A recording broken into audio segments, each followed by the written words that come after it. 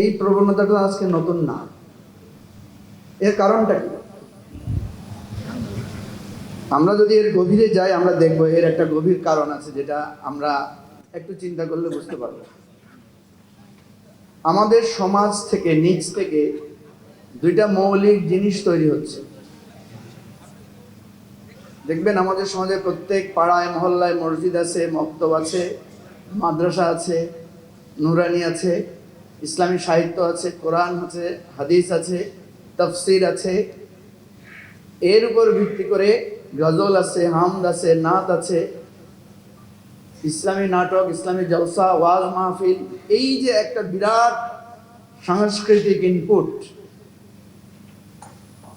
এটা আমরা যদি বাংলাদেশে কোনো ইসলামিক দল নাও থাকে, অটোমেটিক এখান থেকে 20 থেকে 25% লোক একটা ধর্মীয় অনুভূতি, একটা ধর্মীয় আবেগ এবং একটা ধর্মের প্রতি শ্রদ্ধাবোধ নিয়ে ধর্মীয় জীবনের উপর সে গড়ে উঠছে।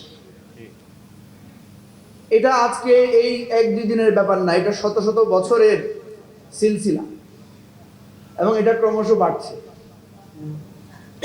এটা বাড়তে বাড়তে এটা কোথায় গিয়েছে? এখন টেলিভিশনগুলোয় দেখবেন অপরিহার্য হয়ে গেছে ইসলামী আলোচনা, মাসলা মাসাইলের আলোচনা, ইসলামিক সেমিনার। আপনি দেখবেন যে আমাদের যারা বড় লোক, এলিট, তাদের মধ্যে এখন হেফজে কোরআন, বাসায় আলেম রেখে হাফেজ বানানোর প্রবণতা আছে। ক্যাডেট মাদ্রাসা নানা রকম চালু হয়েছে। কি বলেন, আছে না? এবার একটা দুঃসংবাদ দিই, ঠিক এই সমাজেই ছোটবেলা থেকে আধুনিক সঙ্গীত, মরমের সঙ্গীত, নজরুল গীতি, রবীন্দ্রসঙ্গীত, নাচ গান, আর্ট, শিল্পকলা, এমন কোনো উপজেলা নাই যেখানে নৃত্য স্কুল নাই, নাচের স্কুল নাই।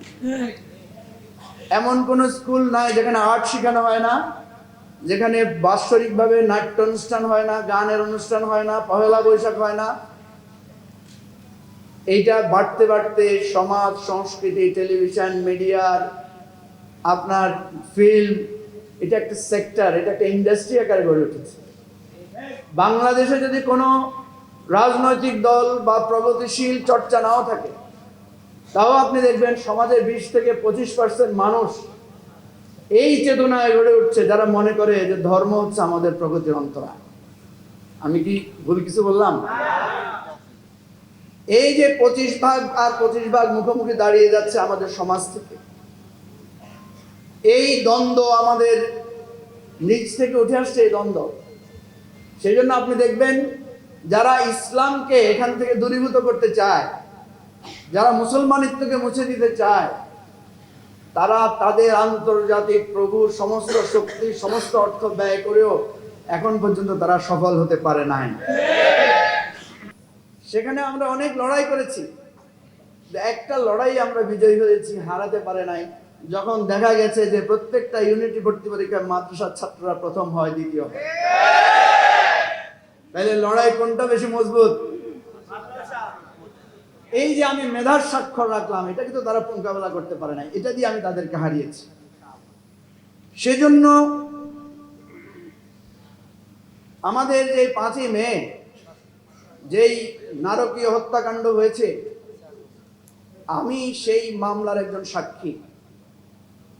এই গণহত্যা মামলা করার জন্য দাবি তুলে আমরা একটা মামলাও করেছি এবং সেই মামলার আমি একজন খুবই গুরুত্বপূর্ণ সাক্ষী। এই জায়গা থেকে আমি আলেম ওলামাদেরকে অত্যন্ত শ্রদ্ধা করি, ভালোবাসি এবং তারাও আমাকে খুব স্নেহ করেন। আমি 2টা কথা বলে শেষ করছি। প্রথম কথা হয়েছে, এই যে আমাদের শ্রদ্ধেয় শিরিন পারভিন হক, যিনি এই নারী সংস্কার কমিটির নেতৃত্ব দিয়েছেন, ওনার স্বামীকে আপনারা চিনেন, উনি ডক্টর জাফরুল্লাহ চৌধুরী। ওনার জানাজায় যখন গেলাম, কবর দেওয়ার সময় আমি খুব জোরে জোরে কলেমা শাহাদাত পড়ছিলাম।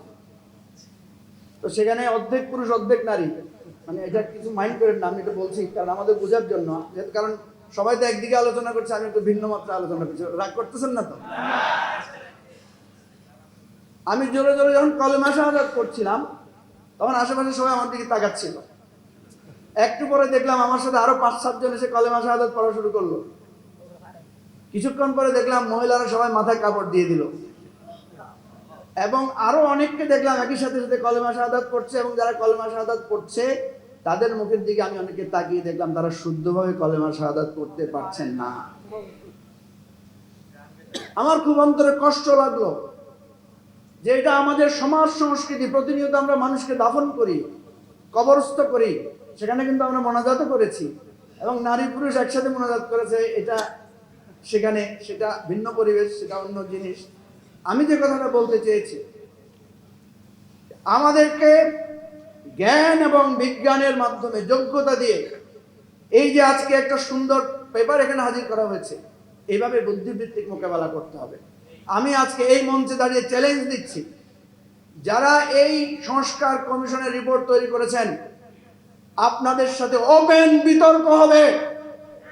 আপনারা যে প্রস্তাবনা দিয়েছেন, এটা বাংলাদেশের সমাজ সংস্কৃতি, মানুষের বিশ্বাসকে আপনারা এখানে ইনক্লুসিভিটির খেলাফ করেছেন, করেন নাই।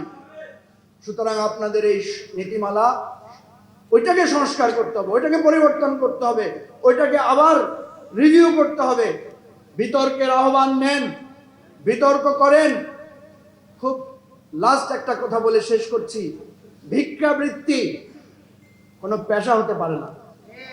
একজন মানুষ অত্যন্ত অসহায় হয়ে বিপদে পড়ে ভিক্ষাবৃত্তি করে, ভিক্ষুকদেরকে আমরা কি করি? পুনর্বাসন করি। ভিক্ষাবৃত্তিকে পেশা হিসাবে স্বীকৃতি দেই না। বাংলাদেশে যে সমস্ত নারীরা বিপদে পড়ে, বিভিন্ন ফাঁদে পড়ে একটা খারাপ পেশায় গিয়েছেন, আমরা তাদেরকে সেই পেশা থেকে ফিরিয়ে আনতে চাই, পুনর্বাসন করতে চাই। আপনারা তাদেরকে পেশা হিসাবে স্বীকৃতি দিয়ে নারীর অবমাননা করেছেন, সম্মান নষ্ট করেছেন। আপনাদের বিবেকের কাছে একদিন এই প্রস্তাবের জন্য আপনাদেরকে বিবেকের কাঠগড়ায়, বিচারের কাঠগড়ায় দাঁড়াতে হবে। এই হলো আমাদের আপনাদের প্রতি আহ্বান।